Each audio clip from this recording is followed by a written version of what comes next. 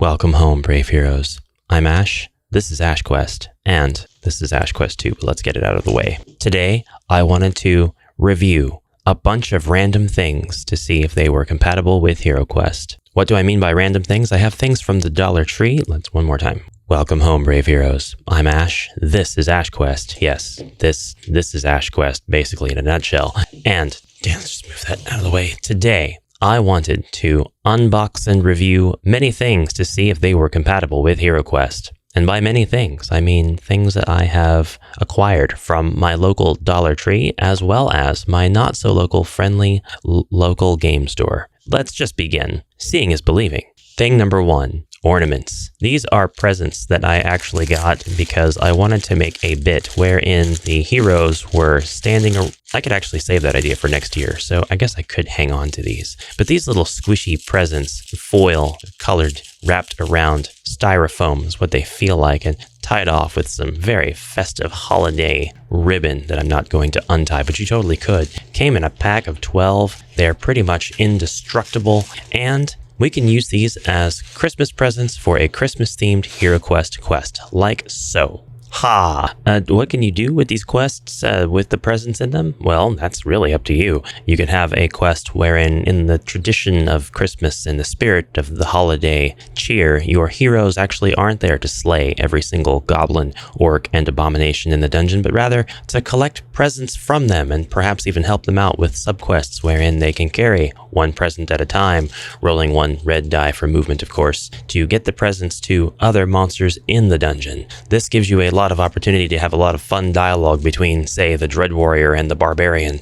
wherein the Dread Warrior might say something like, "Filthy human, I will crush your bones and grind them to dust. I will drink your blood for breakfast. But right now I'm in a bit of a quandary, so can we fight later?" And then your Barbarian is like, "Well, what's up, DW? Give me, by Crom, your problem, and perhaps I can help solve it before I take mine sword and cleave thine skull in twain." And then the Dread Warrior says, "I need to give this present to Rose, the Orc Maiden, for her dreadful service to Zargon's empire, but I simply have no way to leave this room."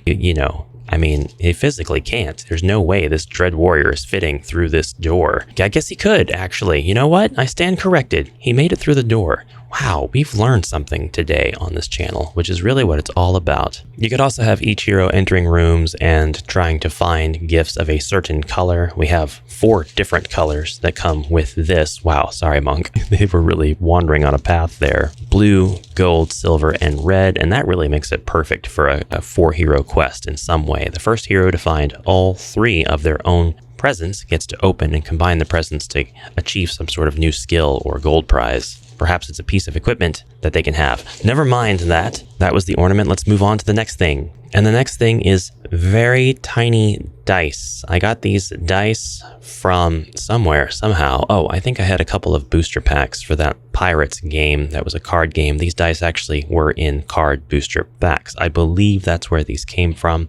But these can be used for a variety of reasons. If you have these, then you can easily track an arbitrary stat that the hero might have by simply turning the die with the number on its face up and placing it on the hero's base. Now, that hero has a number that is changeable, that can follow the hero around wherever. If you wanted to give the hero a specific amount of body points or mind points and you didn't want to have to track them on a card because it's a temporary stat for this particular mission, then you could track them using this die. And whenever the hero loses that many points, you just reflect the change on the die. You don't have to have it on the base either. You can just have it nearby. And the more of these tiny dice you have, the more stats you can track for monsters or heroes. You could track the buildup of certain effects such as bleed or rot, another Elden Ring inspiration on my behalf. And this is actually not something that I came up with. This was actually used in Warhammer Quest, the 1995 edition, which is why it comes with so many of those little 6-sided dice, little d6s. You actually use them to track stats rather than roll them. And I thought that was such a cool and creative use. Enough about that. Let's move on to the next asset. The next asset is mushrooms. This is another find from wow, I almost called it Dungeon Tree, but you know what? It kind of makes sense. Maybe I'll just call it Dungeon Tree whenever I go there to get RPG things. The mushrooms were for a sort of spring decoration. You might be able to find these at your local Dollar Tree now, or you might have a sort of proxy that will go along with these. And this idea is somewhat also inspired by something I've been seeing in my server, Discord server, the Amalgam Archive, always linked in the description below, with user Liorlek doing a bit of kit bashing with his abominations.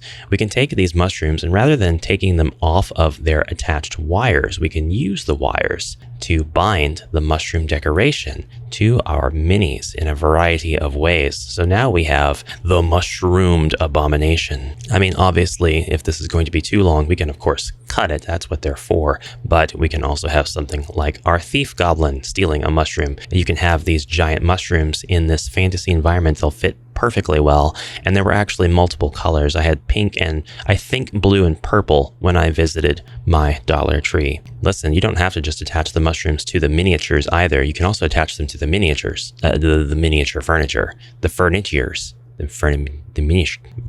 well, that's hard to make a bit out of. Indicating that if you go through this door, you'll be affected by the spores of the mushroom that is mounted to the door, or this is a door marking the mushroom room, the mushroom, in which there isn't much room for anything but mushrooms. Dad jokes, dad jokes. If you search this weapons rack, you could find the mushroom spear. Those of you who have played The Legend of Zelda Tears of the Kingdom know exactly where I could go with this. You can attach a mushroom, such as a puff shroom, to any weapon at all, and when you use that weapon, it's fused, and the enemy, once they get hit with the weapon, they're affected with the effects of the mushroom. So if it's a puff shroom, it could blow up, or if it's another type of mushroom, it could have all kinds of different effects. Enough about that. Next asset. I got this in the clearance bin at my local game store. Paladins and Dragons, and this is Dungeon Twister expansion number 1. I love how they've numbered the expansion. Got a lot of light play off the stuff in my room. So look at this bonus unboxing. We've got the rules here that tell you how you can play this expansion. I'm not interested because I don't have Dungeon Twister, although having this X pack kind of makes me want to look for it. We've got all kinds of different classes: the Paladin, the Pickpocket, the Golem, the Weapon Master. Nice to see a lady Weapon Master. The Illusionist, she's actually really cool. The Ghost, really wicked. The Elf Scout, like seeing that take on an elf. And the Red Dragon. Some of these are not playable, evidently. They're standees, and they come with stands. What else have we got in here? We've got boards that, of course, are gridded. Whoops, looks like these are not. Wow, well, welcome to the surprise unboxing of this content. You might think that I looked in this before, and I did, but I completely forgot that these tiles are in these, what do you call the cardboard skeletons? We remove them. They're not double-sided, or I guess they are, but there's just an illustration on the other side rather than anything of use in gameplay. We have what look like, I'm not sure what those are, busted doors. It looks more like piles of gold, but... And then we have various items: the teleportation ring, fire shield, key, rope, red dragon, elf scout. Those aren't items. Dragon slayer, ghost golem, and tiles represent characters. There we go. We'll bust all of those out in time. For now, I really just want these rooms. I only had to pay $5 for this. And I mean, anytime I get a chance to pay $5 for room tiles, I'm probably going to take it. You won't be able to use these in the upcoming HeroQuest Quest Jam, but you could definitely acquire these, maybe for cheap, and use them on your existing board if they follow the tile size convention, which it looks like they don't follow the size convention for Ian Schofield's beautiful dungeon mats. Actually, they are 5 tiles by 5 tiles across, but 5.5 inches. So looks like each tile is about 1 inch and 3/16 of an inch. So not sure how compatible it will be on a given board, but you could definitely use them isolated. And all of these wall configurations give you really tight corridors that you can use to hide lots and lots of monsters that will only come into the hero's view when they've turned around a corner. So here's my knight, and the knight walks down this corridor, and now this mushroom thieving goblin is in view. And when the knight goes to attack him, he realizes there's an abomination right here. Don't ask me how the abomination fits in this tiny pantry. It just is what it is. It's about mushroom power. Enough about that. Let's go on to the next asset. The next item is this dragon mask.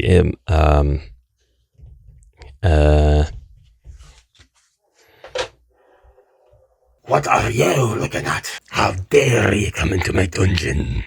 Oh. But enough of that. Let's move on to the next asset. 5 Crowns is a game that uses 5 suits of poker-style cards. I got this for $5 at my not local Five Below. 5 Crowns is a pretty fun game in and of itself, but if you come across this game, you owe it to yourself to pick up the cards for homebrew purposes, because while you can grab a deck of 4 suit cards anywhere, a deck of 5 different suits is pretty different. So with 5 Crowns, we actually have 3 jokers instead of the normal 2. We have a lot of different illustrations for the royals that are pretty unique. I like the art styles. There's a lot of culture implied across the 5 suits. However, one con is that the suits don't start at ace. The ace and 2 cards are missing out of all the suits because of the way that 5 Crowns is played. So we actually have the cards start at 3 and then build all their way up to king across the 5 suits. The 5th suit, which is star. We have spades, hearts, diamonds, and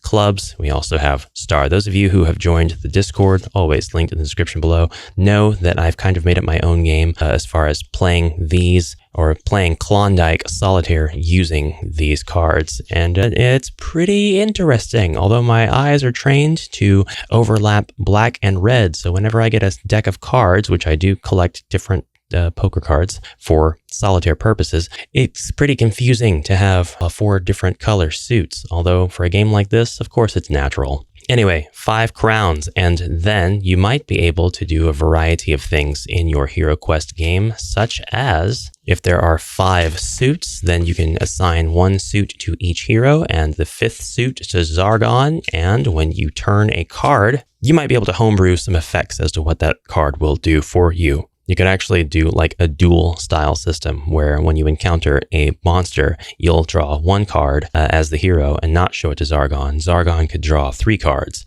And if Zargon drew any stars, Zargon would be able to use them. But the hero and Zargon can kind of bluff each other. And if the hero puts down a card and then Zargon is able to beat it legitimately, then Zargon wins the round. The goblin gets to attack first. The hero loses a turn, whatever. If the hero puts a card down despite Zargon bluffing, like, oh, I could definitely beat whatever card you have, I'm sure. And then it turns out that Zargon was bluffing, it doesn't have any 5th suit cards, then the hero will be able to take the goblin off guard. Zargon loses a turn, etc. There's a lot of ways you could incorporate a deck of poker cards into HeroQuest. A lot of different scopes as well. I'd love to hear your thoughts on this, and perhaps we'll make a completely entire separate video dedicated to that subject. Send me your ideas and I'll go over them in a future video. By the way, 5 Crowns is a really fun game. It only takes 15 minutes to play, usually, and it can be taught to children. But never mind that. Let's get on with the next homebrew. Sakura Heroes. This is a game that I got at my local Barnes & Noble. It is made by Ravensburger and it was on clearance for $3. I don't know if you're going to be able to find it for $3. I'm not even sure what it retails for. It is a game, and after reviewing all the components and giving it a try, it's legitimately a game. You can use 2 to 4 players, and depending on whether you have 2, 3, or 4 players, you'll use different configurations of the 2 halves of the board that's included to provide for a different challenge and set of things. But the heroes, which are all made in a very, very cutesy style, and tiles aren't super compatible with anything really. That is until you take a look at the diamond tiles. Now these you could pop right out and include in your HeroQuest game. You could have your heroes approach these tiles on the board. They are, in this case, visible treasures, and perhaps this would incentivize the heroes to defeat the mushroomed monsters in the room before they go forward. Wait. I gotta use my mushroom door. If the hero approaches one of these spots after slaying the monsters, they'll be able to take it for a fixed gold value, or you can have the hero flip the tile over. There are a number of different numbers on these tiles. Perhaps you could multiply whatever the result is by 10 or 5 or 100. And really make it worth their while. And if you have multiple diamonds in the same room and the hero goes up to mine one as an action, then other heroes will be able to pour into the room and take the other ones. So I'm using an orc as a hero. Why? He wasn't even a bard. He was like the blacksmith. It's hammer time. We'll use the Warlock. She's much more heroic. The other heroes would now be able to go into this room and use their search actions to flip over each token and claim it for themselves, which kind of gives this whole thing a sort of friendly, competitive vibe. One hero goes in and clears out the monsters, but the other heroes try to be careful about what turns they take so that they can get in here and take some treasure for themselves as well. And of course, the main hero that entered the room, the first hero, if they uncover a tile that says something like 1, then they're like, ah, crap, the other heroes are going to be searching the room and they're going to get more gold than me. Tiles like this actually really made the $3 purchase worth it. But you have other tiles as well with these cutesy symbols on them. We've got flowers and we've got like these icons that represent lucky charms. And this is where the other part of the game comes in. You roll dice. This game comes with a whopping 32. There's 32 dice here. 32 dice divided amongst the potential players, and it's kind of a race to roll the specific combinations that will advance your character on the board type of game, which this video wasn't meant to be like a complete unboxing and explanation of Sakura Heroes, but that is basically how it's played. And the combinations that you get, you can keep whichever ones are relevant, re-roll the rest, but everybody's rolling dice all at once, and that's just messy. However, in HeroQuest, you can take these lovely 16mm wooden dice, and you can have the hero roll them, perhaps to assist them with some sort of task that requires them to roll specifically a single yellow lucky charm, or perhaps a single yellow flower, or perhaps any number of yellow elements as long as they're yellow. We have advanced tasks as well. These would be more suited to HeroQuest. You need to roll one of each of everything that's available on one of these D6, or here, you need to roll 3 pinks, you need to roll 2 yellow flowers specifically. You cannot roll any yellow lucky charms or you're canceled. You're canceled. Something like this is handy to do skill checks. It's RNG, but you might be able to find a way to add to the hero's chances of rolling a successful roll. So perhaps you could have all of your heroes start with 3 dice. As your heroes progress through the dungeon, to go through the mushroom door and defeat the mushroom monsters, they see physical dice on the board, and by walking over them, they can collect them. That hero now has an additional die in their die arsenal, and with their 4 dice now, they're more likely to nail combinations on their turn when they use an action to roll dice to solve a puzzle, open a locked chest, defeat a magical sort of trap or monster using a specific combination of dice. You don't have to use Sakura Heroes for this. The point is really to show you that you can take any D6 and utilize this same mechanic, but it is handy to have these pictures. I'm not going to keep Sakura Heroes. I really just bought it for the channel, this specific video really, but I am going to keep a bunch of the dice. And tiles. I didn't think about how to use these until this video, and these as well, so keeping the tiles. Yeah, the characters are pretty cute, but they won't HeroQuest. I don't know, I guess there's 4 of them. You could technically allow them to HeroQuest if you're playing with kids that don't like the fantasy sculpts of the default models, but you know what? Here's what. Enough about that. On to the next thing.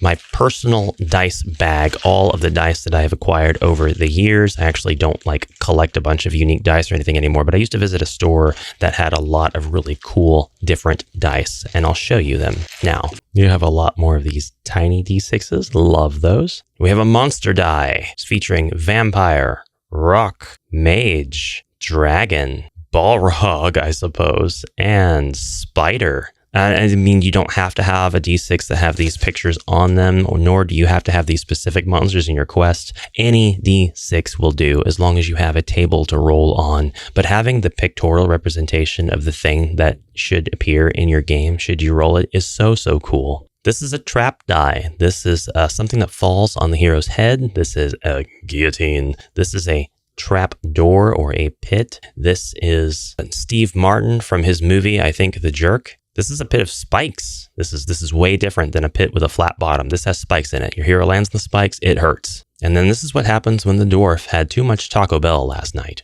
This is the weather die. You could use this to indicate weather effects in your dungeon or in your quest. And this could matter if specific enemies, specific, Ash, have certain effects that are powered by different weather statuses, such as it's sunny outside, all of the enemies are going to get 1 less defend die now. It's thundering outside, all of the enemies will be normal, but there will be a goblin shaman randomly in the dungeon who can cast lightning magic at you. Tornado means that one of the enemies has the ability to fire a tornado at your hero. That phrase doesn't make any sense, but imagine it anyway. And so on. You could roll this once every turn for a truly chaotic dungeon that changes in nature with the weather. And nobody said that dungeons had to have ceilings. Your dungeon could definitely be open, outside, exposed to all of the elements, especially if it's like a ruin that is in shambles, broken down over time. Anyway, the other faces on this die include just like regular rain, a cloudy day, and even snow.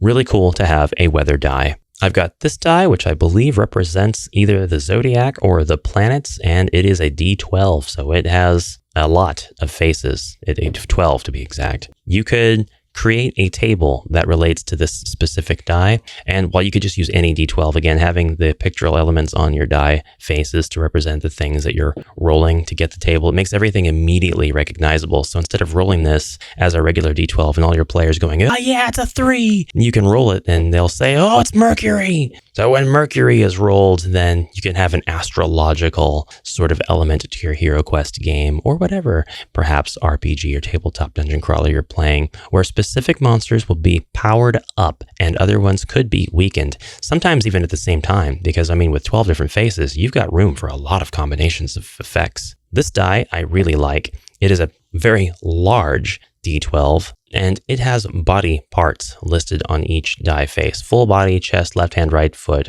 left arm, head. This is a die that you could use to represent injuries to a hero. And yes, again, you could just write out a table with another regular D12. This is just to kind of give you an idea of something that you could do. In this situation, an enemy hits your hero with a specific weapon that could cause them to be injured. And you could kind of sort of play a game of hangman on your hero's character sheet, wherein if the goblin hits your hero and you roll right leg, go ahead and cross out the hero's right leg. Rules state that if a hero's leg is injured, they have to roll a single D6 for movement through the rest of this dungeon, or unless they are healed. And you can have special fountains set up in your dungeon to heal the heroes of specific body parts, or for them to choose, or you could have the fountain roll to heal body part specifically. Right hand would cause your hero to lose the function of one of their hands, which effectively to me means the same thing as an arm. So a left arm or left hand, you could take away their shield. Right arm, right hand, you could take away their weapon. And this could mean just reducing their ability to attack or defend rather than taking it away altogether. If you do head, that could reduce their mind points to 0 or to 1. Chest just reduces body points in general. And you could keep crossing off the different parts of your hero that have been injured, and depending on the total amount of parts that are injured or a specific combination of parts, you could have further debuffs against that hero. For example, if a hero's arms, legs, and head are all hit, they should be able to lose a turn, perhaps more than one turn, while they recover, and then they can tick off one of those spots to regain or recover that spot again. Anyway, just some ideas. There are limitless others. Give me yours in the comments below, and let's move on to the next homebrew thing. Or we're still in the dice, actually. I found this one. This one's really, really cool. It's a die within a die, so you can use them both and multiply the results. Perhaps this would be like a 1 times 4. We could do that again. We have 1 times 4 again. Okay, is this die fixed or what? Now it's a 2 times 3. That's a little bit better. Wow, that's 6 out of 36 possible numbers. I really like this die though, because with a single die, you can roll any number from 1 to 36. It's not even 36-sided. Really, really cool. And you can go ahead and say what the outer die means versus what the inner die means. You could have these be 2 opposing numbers, 1 bet high, 1 bet low. You could have 1 be the attack of a certain element, 1 the defense. It doesn't really matter what you come up with. 4 times 5 or 5 times 4, that's 20. Or you could say, well, the 5 is greater than the 4, so the 5 in this instance wins. The warlock was going to be the tiny die, and the mushroom abomination was the larger die. The mushroom abomination wins. What does that mean? You decide. You're Zargon. Next die. Next die. Next die. This is the dungeon generation die. It's just a D6, and frankly, there are a few others out there that are really cool, illustrated. I would love to have those as well, but this one will suit purposes. It's very simple. It's not going to hurt anything at all. You can roll this. Boom. you've generated a door in your starting room where your heroes are, and there are no mushrooms here yet. Everybody is safe from the shroom, and then bam, you've generated a door, and God, it's a mushroom door. Okay, a brave hero wanders outside. This would be a good time actually to roll the monster die, and if it's a specific monster that you do have available for your quest, like say goblins will be mages, orcs will be vampires, and abominations will be balrogs, you roll that, then, wow, we rolled a mage. So a goblin's going to appear in the hallway now. But as your adventurers continue their movement, corridor up. Okay, that means we're going to use this upper corridor, and we can roll to see what monsters are in there. Okay, next die roll, corridor right. If we're going through the upper corridor, we're now going to turn right and use the corridor that goes along the upper right quadrant of the HeroQuest board. But if you're somewhere else, say you're going down this corridor and you roll this, you could apply this to say that, yeah, okay, this entire next corridor will be freed up and explorable for the hero. And the heroes keep exploring in this manner until they've exhausted all of the avenues of the dungeon. We've got door, we've got corridor forward, left, right, and split, and we've got stairs. You keep going till you find the stairs, perhaps. But you've got like a 1 in 6 chance, or a 16.6 repeating chance of finding stairs every time you roll the dice. So maybe that's not quite the mechanic that you want to use. I don't know. We could use this for a variety of things too. Enough about that. Next homebrew. It's a bottle of water because it's important to stay hydrated. I'm all out of stuff now to show you. This video is not sponsored in any way, shape, or form except for by you guys. If you want to be a patron, there's always links in the description below. And your name will be listed along with these fine, awesome Brave Heroes that are about to appear on the screen. Brave Heroes, thank you so much for watching this video. Please comment anything you like down below and make sure to chime in with your ideas for homebrew of the stuff that I've shown you. Until next time, onward.